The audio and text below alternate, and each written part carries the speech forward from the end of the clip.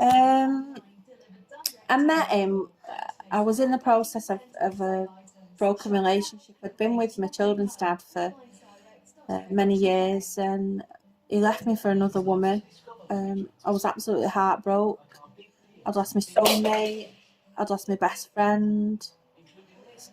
I actually didn't think I'd ever recover from it. I was going through court at the time trying to sort out contact, and we couldn't agree on set days. And this night I went out for a meal, and that's when I met him. He was charming, funny, full of compliments. He actually made me feel like I was the only woman in the world. I actually couldn't believe my luck. Things moved fast after that. When I think about it, all the decisions were out of my hands. He decided when I would introduce him to the children, when I was inviting him to stay over. He even decided when we were official. It's like all the important things for me were accidentally pushed on me. But I told myself to let my guard down. I allowed it to happen, so obviously, I'm a bit to blame there. But it was weird because, no one had ever put me on a pedestal like this guy did. I actually thought myself that I'd hit the jackpot.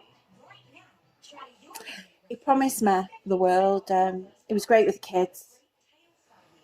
And he actually was like me rock. He brought us together, brought the family together, held it all together. When I think back now, obviously there was lots of red flags.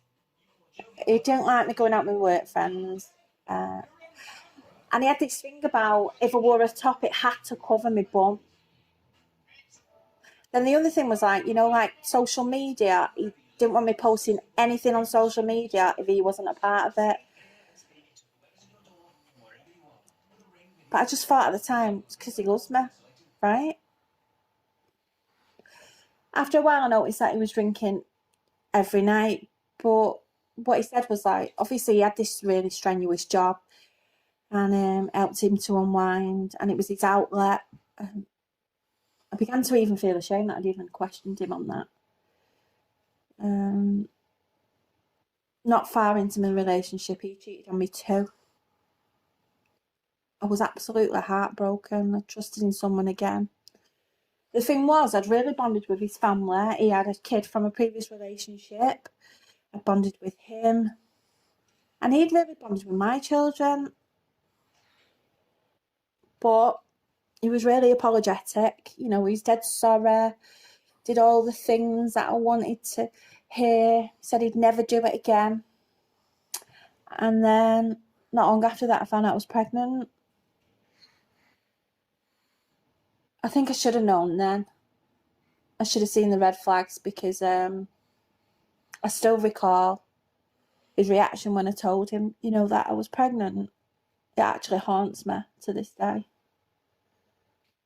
He said to me, "You've now got something in you that's mine. That makes you mine now." And things change. He was right, obviously. The pregnancy was awful. He just made any excuse not to be there. He went weeks at times with no contact. He'd just make any excuse if I spoke to him in the wrong way, if his tea wasn't cut right, if it was the wrong portion sizes for his tea, if he didn't like the taste of it, or even when you're pregnant, you become unwell or maybe a bit moody even. And he just used to say to me, "You're just pushing me away." Then he'd just leave and go to his mum's. So obviously I'm there, I'm hormonal, I'm confused, I'm bewildered. So what I did was I didn't want this to fail, not for this child. So I fought even harder. I tried to become a better version of me. I wanted to keep our family together. And that meant changing myself. It meant hiding my feelings, and I had to put on a brave face. And the thing was, I was never allowed to have a bad day. He could have as many bad days as he wanted, but I wasn't allowed to have a bad day. And then I got preeclampsia and I got diabetes. And all he said to me was, "There's always something wrong with you. You can't even, In my head I was thinking, I can't even carry his child properly. It was 9 months of hell and chaos. But I can't even tell you, it was the best feeling in the world when my little girl was born. For me, I kind of thought it would be the final piece in our jigsaw and everything would be happy ever after. I can't even tell you how long I was there. It just spiraled right out of control because now I had 3 kids. And not only was he in and out of my life, but he was using the baby to control me. He moved back into his mum's when the baby was 6 days old because he said he couldn't sleep. Can you imagine being a new mum? Like, I was hormonal anyway, and I was heartbroken. I was humiliated. I didn't even tell anyone that he'd gone. I didn't tell my family, didn't tell my friends. And in my head, I was just making excuses for him and his behaviour daily.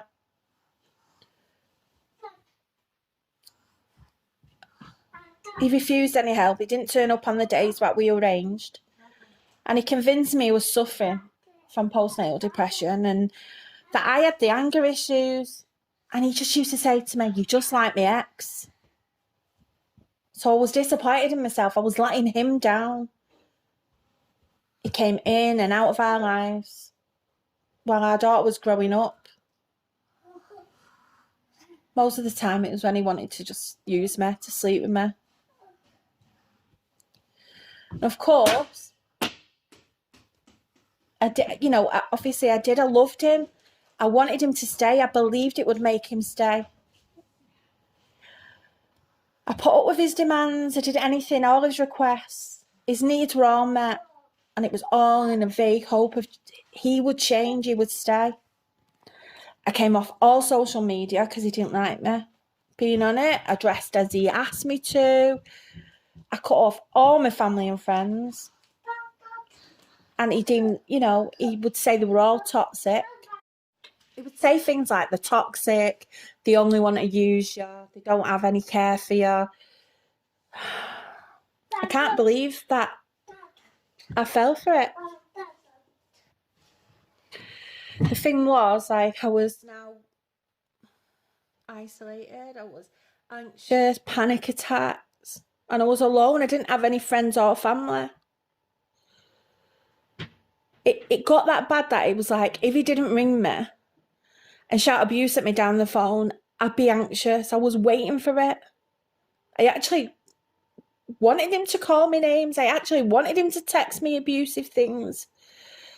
I wanted him to ring me up and accuse me of cheating on him in a weird kind of way. In my mind, when he stopped doing that, he'd stopped caring about me. Like they say, I'd worry about it when I don't ring you anymore. That means I don't care about you anymore. It's a really sick part of me that just hoped that he would just beat me up and get it over and done with. There were so many times I used to beg him to do it. At least then I'd know where I stood. I'd know I was being abused. At least then it'd be easy that way. A few weeks later, I got a phone call off Swinton Police Station. There's a policewoman, she wanted me to go in. So I attended, and something to do with Clare's Law. I was a bit confused, but she explained they'd asked me to come in because it had been reported by somebody that they'd seen a lot of bruises on me. So gets in there, and this police officer starts presenting to me his domestic abuse record. I was shocked. I thought, no, this isn't right. Someone's made lies up about him. I still didn't get it. I still took him back anyway after that. He left me not long after that, and then he came back again. He'd leave these really stupid things like his tea wasn't right. This has been 5 years of chaos and hell. It's been uncertainty and doubt for me and my children. I could write a book on the hell I've endured with him. Just recently, I've had to really look at myself. My whole mindset has had to be readjusted. It's only now that I realise none of this was my fault. I couldn't change it.